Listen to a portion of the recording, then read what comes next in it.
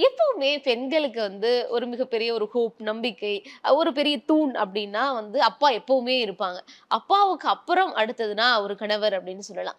இவங்க 2 பேருமே ஒரு இடத்துல நீங்க வந்து மிஸ் பண்ணீங்க. ஒரு மிகப்பெரிய இழப்பு அப்டின்னு தான் சொல்லணும். அதுவும் கணவர் இறந்த சில நாட்கள்ல நீங்க தேர்தல்ல போய் களமிறங்குனீங்க. அப்போ உங்களுடைய நம்பிக்கையா இருந்த 2 பேரையும் இழந்துட்டு மீண்டும் அத நோக்கிய பயணம்ங்கிறது எந்த மாதிரி ஹேண்டில் பண்ணீங்க? ரொம்ப சிரமமா இருக்கும்.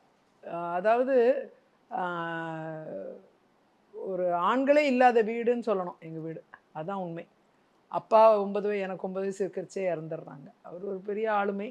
ம். அவரு இல்லாதது ஒரு பெரிய தயக்கம். அம்மா ஒரு யங் விடோ. எங்கள ரொம்ப கஷ்டப்பட்டு வளர்த்து வந்து கொண்டு வந்தாங்க.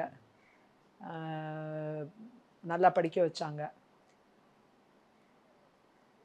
கணவர் இறந்து 8 வருஷம் மேல ஆயிடுச்சு. கூட பிறப்புகள் ஆண்கள்லாம் கிடையாது. எல்லாம் பெண்கள் எங்க வீட்ல.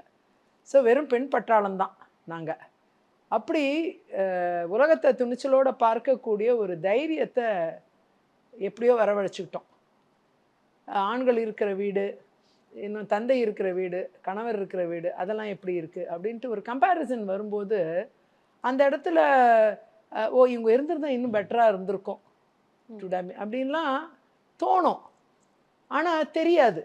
அது ம். என்னவா இருந்திருக்கும்னு நமக்கு தெரிய வாய்ப்பில்ல. அத அனுபவிச்சா தானே அது தெரியும். ஆனா, அந்த எக்ஸ்பீரியன்ஸ் எல்லாத்தையும் நாமளே ஹேண்டில் பண்ற எக்ஸ்பீரியன்ஸ் இருக்கு பாருங்க.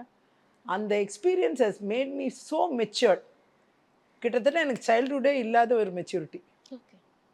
அந்த மாதிரி ரொம்ப சின்ன வயசுலயே அந்த மெச்சூரிட்டிய வரவழைச்சுக்கிட்டு, என்னோட சைல்ட்ஹுட்ட நான் என்னோட சிப்லிங்ஸ்க்கு குடுத்துட்டேன். ம். They had a great childhood. Okay. But I was like a second mother for everybody.